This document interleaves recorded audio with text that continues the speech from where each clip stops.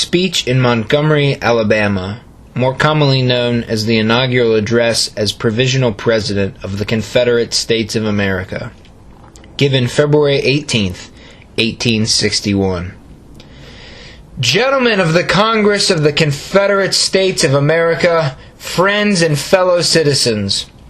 called to the difficult and responsible station of Chief Executive of the Provisional Government which you have instituted, I approach the discharge of the duties assigned to me with a humble distrust of my abilities, but with a sustaining confidence in the wisdom of those who are to guide and to aid me in the administration of public affairs, and an abiding faith in the virtue and patriotism of the people. Looking forward to the speedy establishment of a permanent government to take the place of this, and which by its greater moral and physical power will be better able to combat with the many difficulties which arise from the conflicting interests of separate nations, I enter upon the duties of the office to which I have been chosen, with the hope that the beginning of our career as a confederacy may not be obstructed by hostile opposition to our enjoyment of the separate existence and independence which we have asserted, and with which the blessing of Providence intend to maintain. Our present condition, achieved in a manner unprecedented in the history of nations, illustrates the American idea that governments rest upon the consent of the governed, and that it is the right of the people to alter or abolish governments whenever they become destructive of the ends for which they were established. The declared purpose of the Compact of Union, from which we have withdrawn, was to establish justice, ensure domestic tranquility, provide for the common defense, promote the general welfare, and secure the blessings of liberty to ourselves and our posterity.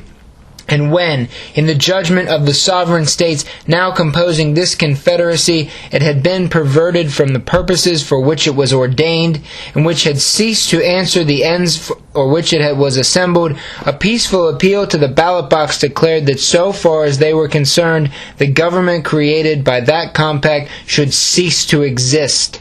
In this they merely asserted a right which the Declaration of Independence of 1776 had defined to be inalienable. Of the time and occasion for its exercise they, as sovereigns, were the final judges, each for itself.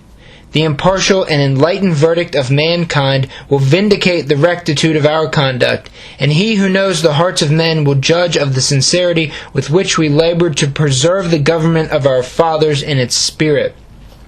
The right solemnly proclaimed at the birth of the states, and which has been affirmed and reaffirmed in the Bill of Rights of States subsequently admitted into the Union of 1789, undeniably recognizing the people the power to resume the authority delegated for the purposes of government.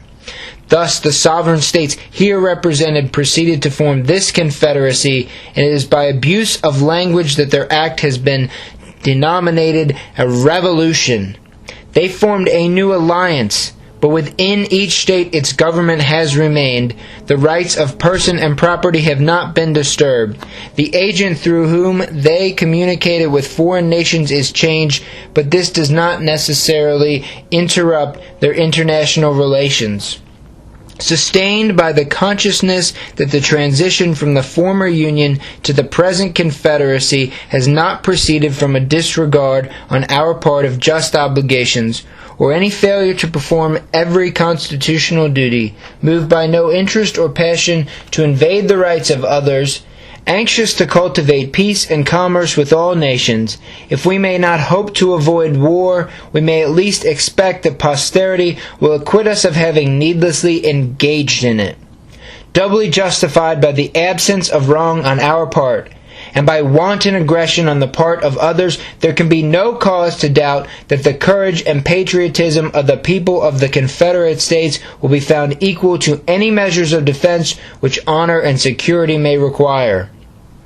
An agricultural people, whose chief interest is the export of a commodity required in every manufacturing company, our true policy is peace, and the freest trade which our necessities will permit. It is alike our interest, and that of all to whom we would sell and from whom we would buy, that there should be the fewest practicable restrictions upon the interchange of commodities. there can be but little rivalry between ours and any manufacturing or navigating community such as the northeastern states of the American Union. It must follow, therefore, that a mutual interest would invite goodwill and kind offices. If, however, passion or the lust of dominion should cloud the judgment or inflame the ambition of those states, we must prepare to meet the emergency and to maintain, by the final arbitrament of the sword, the position which we have assumed among the nations of the earth. We have entered upon the career of independence, and it must be inflexibly pursued. Through many years of controversy with our late associates, the northern states, we have vainly endeavored to secure tranquility and to obtain respect for the rights to which we were entitled. As a necessity, not a choice, we have resorted to the remedy of separation, and henceforth our energies must be directed to the conduct of our own affairs and the perpetuity of the confederacy which we have formed. If a just perception of mutual interests shall permit us peaceably to pursue our separate political career, my most earnest desire will have been fulfilled. But if this be denied to us, and the integrity of our territory and jurisdiction be assailed, it will but remain for us, with firm resolve, to appeal to arms and invoke the blessing of Providence on a just cause. As a consequence of our new condition, and with a view to meet anticipated wants, it will be necessary to provide for the speedy and efficient organization of branches of the executive department, having special charge of foreign intercourse, finance, military affairs, and the postal service. For purposes of defense, the Confederate States may, under ordinary circumstances, rely mainly upon their militia, but it is deemed advisable, in the present condition of affairs, that there should be a well-instructed and disciplined army, more numerous than would usually be required on a peace establishment. I also suggest that for the protection of our harbors and commerce on the high seas, a navy adapted to those objects will be required. These necessities have doubtless engaged the attention of Congress.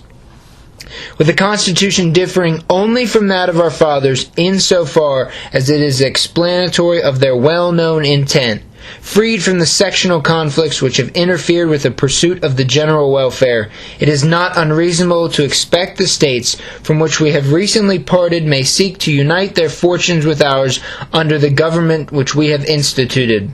For this your Constitution makes adequate provision. But beyond this, if I mistake not the judgment and will of the people, a reunion with the states from which we have separated is neither practicable nor desirable.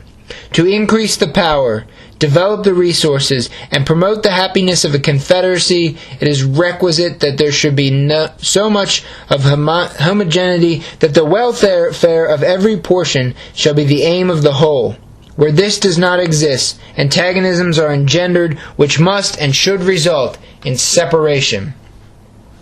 Actuated solely by the desire to preserve our own rights and promote our own welfare, the separation of the Confederate States has been marked by no aggression upon others and followed by no domestic convulsion. Our industrial pursuits have received no check. The cultivation of our fields has progressed as heretofore, and even should we be involved in war, there would be no considerable diminution in the production of the staples which have constituted our exports and in which the commercial world has an interest scarcely less than our own. This common interest of the producer and consumer can only be interrupted by an exterior force which should obstruct its transmission to foreign markets, a course of conduct which would be as unjust toward us as it would be detrimental to manufacturing and commercial interests abroad. Should reason guide the action of the government from which we have separated, a policy so detrimental to the civilized world, the northern states included, could not be dictated by even the strongest desire to inflict injury upon us. But otherwise a terrible responsibility will rest upon it, and the suffering of millions will bear testimony to the folly and wickedness of our aggressors. In the meantime there will remain to us, besides the ordinary means before suggested, the well-known resources for retaliation upon the commerce of an enemy. experience in public stations, of subordinate grade to this which your kindness has conferred, has taught me that care and toil and disappointment are the price of official elevation. You will see many errors to forgive, many deficiencies to tolerate, but you shall not find in me either a want of zeal or fidelity to the cause that is to me highest in hope and of most enduring affection. Your generosity has bestowed upon me an undeserved distinction, one which I neither sought nor desired. Upon the continuance of that sentiment, and upon your wisdom and patriotism, I rely to direct and support me in the performance of the duty required at my hands. We have changed the constituent parts, but not the system of our government. The Constitution formed by our fathers is that of these Confederate States in their exposition of it, and in the judicial construction it has received, we have a light which reveals its true meaning. Thus, instructed as to the just interpretation of the instrument, and ever remembering that all offices are but trusts held for the people, and that delegated powers are to be strictly construed, I will hope, by due diligence in the performance of my duties, though I may disappoint your expectations, yet to retain, when retiring, something of the goodwill and confidence which welcome my entrance into office. It is joyous, in the midst of perilous times, to look around upon a people united in heart, where one purpose of high resolve animates and actuates the whole, where the sacrifices to be made are not weighted in the balance against honor and right and liberty and equality. Obstacles may retard, they cannot long prevent the progress of a movement sanctified by its justice and sustained by a virtuous people.